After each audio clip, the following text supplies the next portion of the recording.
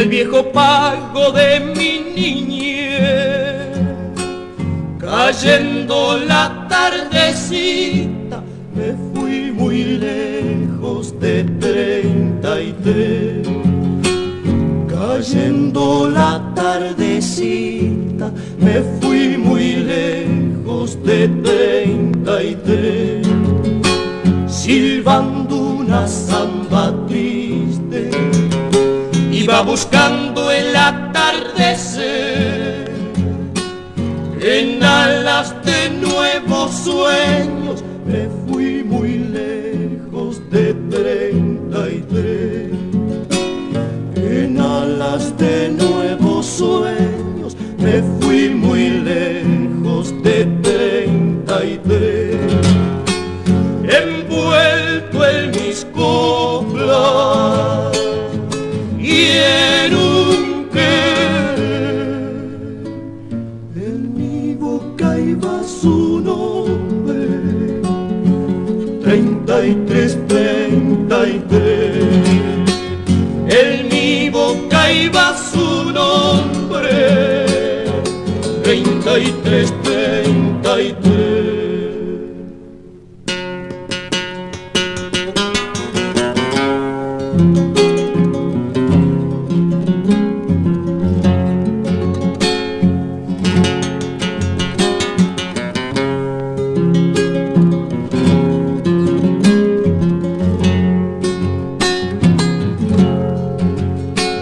La noche allá en los caminos me halló durmiendo mi padecer,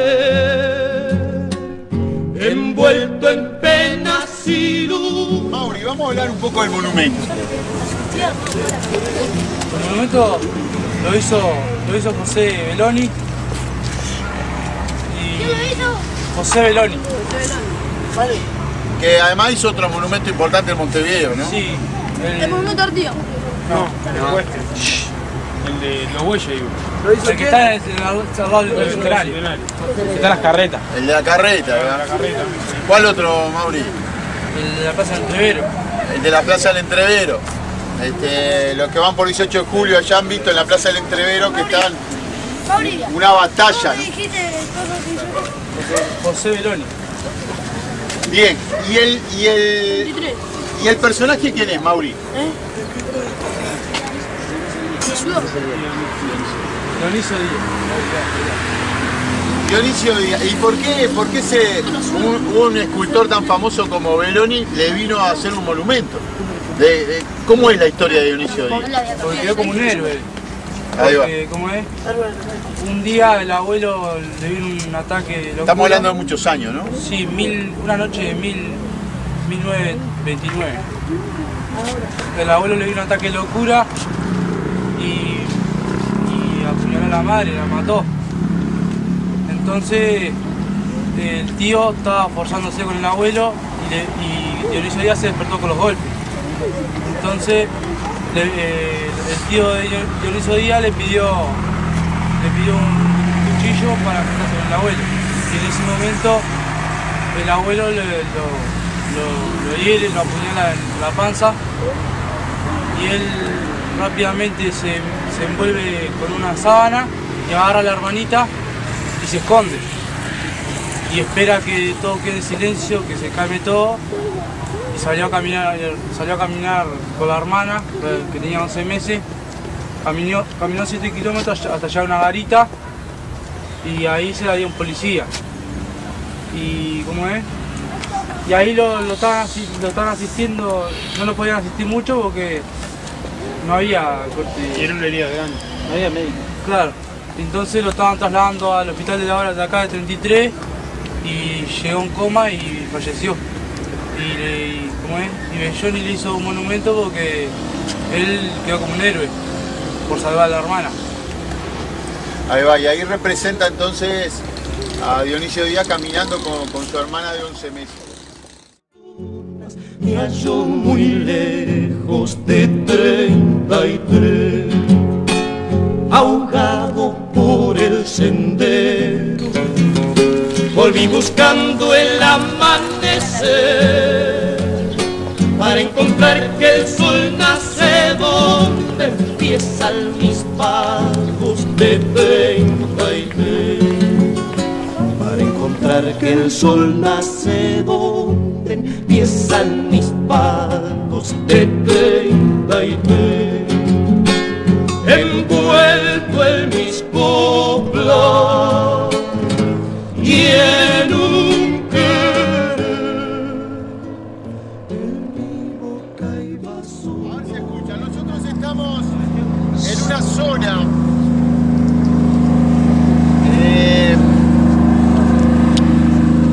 en uno de los extremos del departamento de 33, Pedro. Del otro lado, ahí va. Lo que nos está planteando Pedro es que del otro lado está el departamento de Rocha. ¿Qué es eso que va ahí? Muy bien. Eso que va ahí es una balsa. ¿Y por qué hay una balsa? Que no hay puente. Ahí va. Pedro, ¿cómo es la cosa? No hay puente y usan una balsa. Bien, el Ministerio de Transporte pone una balsa y bueno, entonces cruza gente y auto y todo lo que haya que cruzar.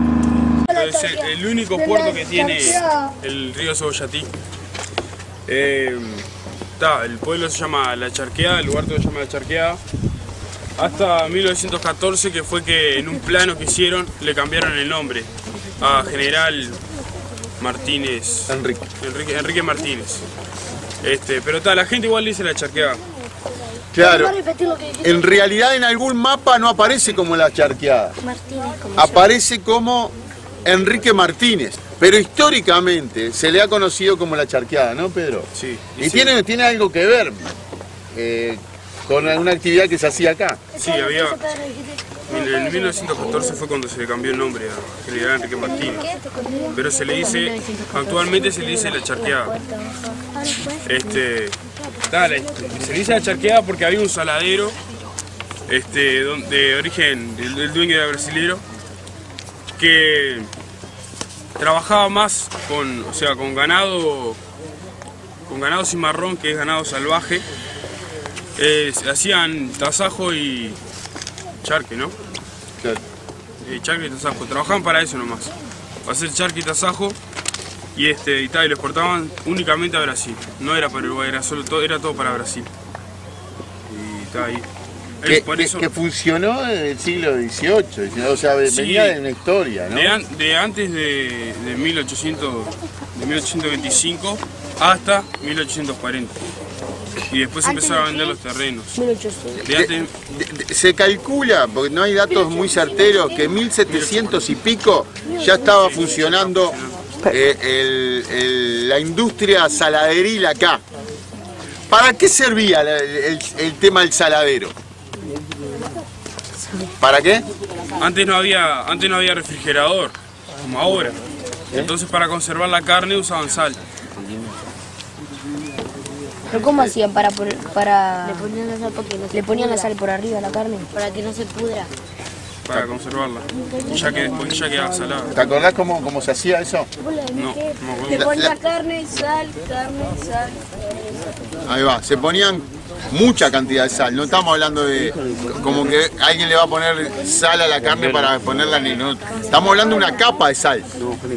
Se ponía la carne y después se ponía una capa de sal. Se usaba gruesa, ¿no? En grano, no en grano grueso, y se ponía una capa grande así, o sea, vos veías sal cuando ponía. Y arriba se le ponía otra vez carne, y arriba otra capa de sal.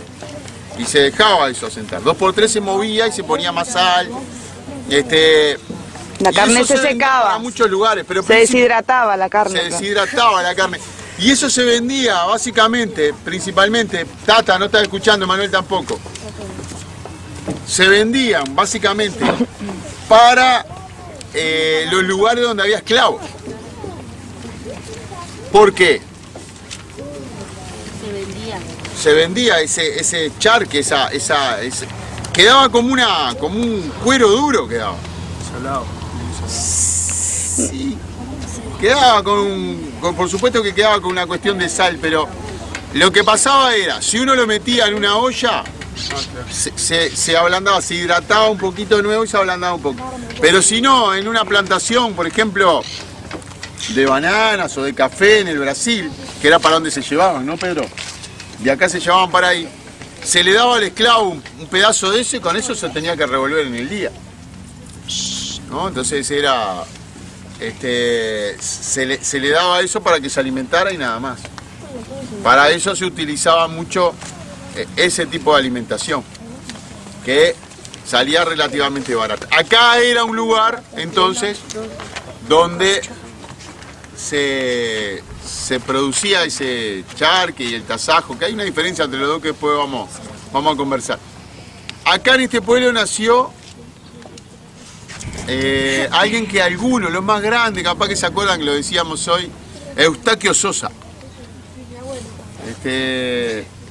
Cantante, un cantante de folclore, que hizo una canción que los Buitres y Citarrosa la levantaron ahí. ¿Cómo se llamaba el señor? Eustaquio Sosa.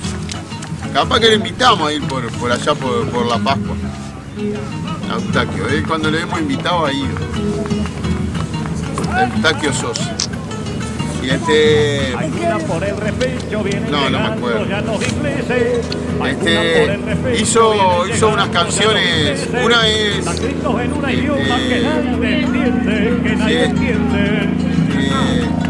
se llama Del Cardal esa, y habla de las invasiones inglesas. Esa es muy famosa porque la agarró Citarrosa y la tomaron también los Buitres y después la otra es una despedida que hace a 33. También la podemos escuchar. ¿Qué más tenemos sobre lo turístico? Perdón, Pedro.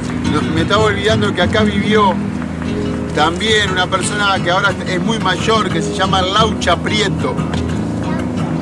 Laucha Prieto. ¿Qué es una laucha? ¿Qué es una laucha? Un ratoncito. Así le decían a Prieto, a don Prieto, Oscar Prieto, el laucha, que escribió una cantidad de cosas sobre el lugar. Por ejemplo, una vez nos reunimos, Santiago era muy chiquito, nos reunimos y él nos contó varias cosas. Por ejemplo, que él había encontrado un cementerio de pájaros, donde algunos pájaros iban a morir ahí. Cosa que me llamó mucho la atención. Había encontrado muchos cerritos de indios acá en la zona. Uno de los grandes investigadores. Sí, y de acá, en la zona no había dejado casi nada. Y otra cosa que él investigó y encontró fue sobre los cementerios de angelitos. La gente de acá, de la campaña, ahora ya se cambió eso, pero antiguamente a los niños no se los enterraba. Cuando se moría un niño chiquito, un niño menor de 2 años, digamos. Como un cajón y después se arriba un árbol. Exacto, lo que dice Pedro. Se le ponía en un cajón y se lo ponía arriba de un árbol. Y ahí quedaba. Ese era Y se hacía un festejo. Y se hacían festejos. Todo eso lo cuenta Laucha Prieto en sus libros. Que se moría alguien. No, Que se iba al cielo, un angelito nuevo en el cielo. exacto, porque ¿qué decían? Que como no había vivido lo suficiente, no había cometido ningún pecado, de acuerdo a lo que dice la iglesia, y entonces era una persona que seguro iba al cielo, ¿no? Entonces, por eso era que se le hacía esa celebración, se festejaba en realidad. Pero bueno, son creencias, ¿no? Pero está bueno saberlas porque formaron parte de la tradición. Y en un en mi boca iba su nombre, 33, 33. en mi boca iba su nombre, 33, 33.